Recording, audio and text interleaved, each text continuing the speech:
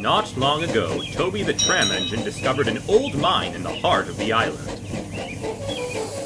Hidden in the mine was a little old engine called Bertram. Back in the days of the Mid-Sodor Railway, he was known as the Old Warrior due to his cunning bravery. Upon his rediscovery, he was swiftly recovered and returned to service. With the old mine close to the branch line extension, Toby was occasionally able to visit. One day, he was heading up into the hills when he met Percy at a water tower. "Hello, Percy. Why the long face?" Percy sighed exhaustedly. "It's Bertram. I'm tired of the old warrior parading around the yard like he owns the place." "Well, he was stuck in that mine all those years," replied Toby, "so I can forgive him for being so lively." "Well, he acts like he's the poet of the century. He's simply impossible to work with." Percy stormed off indignantly as Toby chuckled. "Looks like I'll have to deal with this myself." At the new quarry near the old mine, engines big and small were bustling about. "Good day, everyone," greeted Toby. But before anyone could reply, the shrill whistle of a bold little engine rang through the yard. "Forth we go, one wheel forward. Glory, this persistent clanking is music to my wheels." "Here we go again," sighed Donald. "Tobias, my dear friend, how serendipitous of you to come and pay us a visit." "Hello, Bertram," smiled Toby. "Don't you have some trucks to sort?" interrupted Duck. "Why, of course, Montague. Look sharp, onwards, that's the way. Never give up, never surrender." Bertram continued to soliloquize as he went about his work. "Someone's in a good mood today," said Toby. "He's certainly rambunctious, to say the least." "He's a muckle nuisance is what he is," complained Donald. "He may have the heart of a warrior, but his enthusiasm is rather excessive." "I'm sure he means well, but we aren't all that fond of his act," added Duck. "He's been working Duke's last nerve, and Scarloey says he keeps him up all night babbling about his adventures and wordplay. It's rather excessive." One of the services provided by the new quarry was ballast for the main line. Ballast trucks had a reputation of being the worst, so whenever someone arrived to collect them, they were promptly warned. "Trucks usually play tricks on me, but I'm sure I'll manage," said Molly. "Famous last words," uttered Duck. "Indeed," put in Duke. "Take care and keep a little snoop box. Even I know that from experience." "Someone tell that to Bertram," sniffed Donald. "He's sure to run into trouble sooner or later, the way he masquerades about." Duke chuckled and began to recall their past. "He was like this in the old days, too. He paraded about the line, rhyming without a care in the world. The trucks took advantage of this, and one day it caused a great deal of trouble. 'Onwards, fair wagons, to the harbor we prance, to the heavens we sing!'" "Oh, we'll give him something to sing about."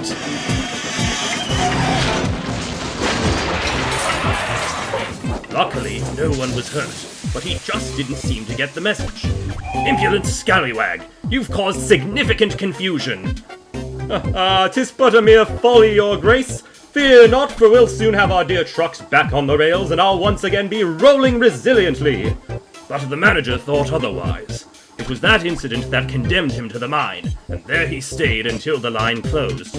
"Good tidings, my brethren," interrupted Bertram as if on cue. "I couldn't help but overhear the sharing of tales from our salad days. Might I add an anecdote or two? I'm rather fond of storytelling." "Most certainly not. We've got too much work to do." Molly, unamused by the old engine's squabbling, slipped away. "Now settle down and stop making a fool of yourself." No matter what Duke or anyone else said, Bertram's rambunctiousness persisted. Even Toby was starting to grow sick of it. "We must keep our pistons pumping. Every day is worth another wheel turn. Never give up, never surrender. Glory, victory, triumph.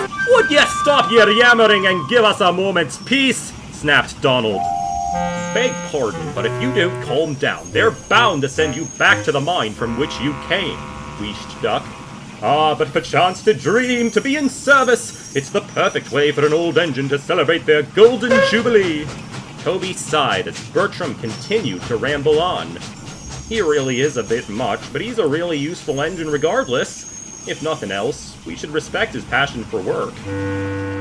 The The next day, Toby was resting as he waited for a delivery of ballast to take to his branch line. His driver and fireman were having a cup of tea with the quarry workers. As he dozed, Donald was shunting trucks of dynamite for blasting. Unfortunately, the trucks were up to their usual tricks. On! On! They giggled. Donald braked, but the trucks dragged him on, right into the shed. Toby was startled awake. Bust my buffers! Cried Donald. Is everyone... Fire! Cried his driver. Sparks from his screeching brakes had set the shed alight. The dynamite could explode any second. Everyone get clear! Shouted the foreman. But Donald had derailed, so he couldn't rescue Toby. Help! Someone please get help! He cried desperately. Anyone, please! At that moment, Bertram stormed bravely onto the scene. Never fear, Tobias, a rescue is in order! Hold on, we'll have you out of there in no time! Oh! Worried Donald. Got a narrow gauge engine!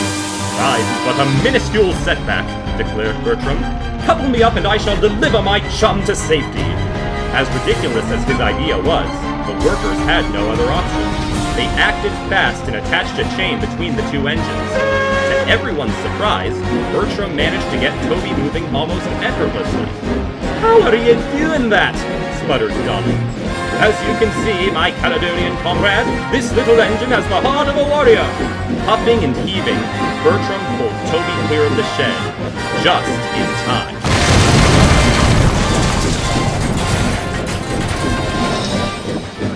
That was the most strenuous, precarious situation I've been in since my wheels traversed and departed the road of my old railway, panted Bertram.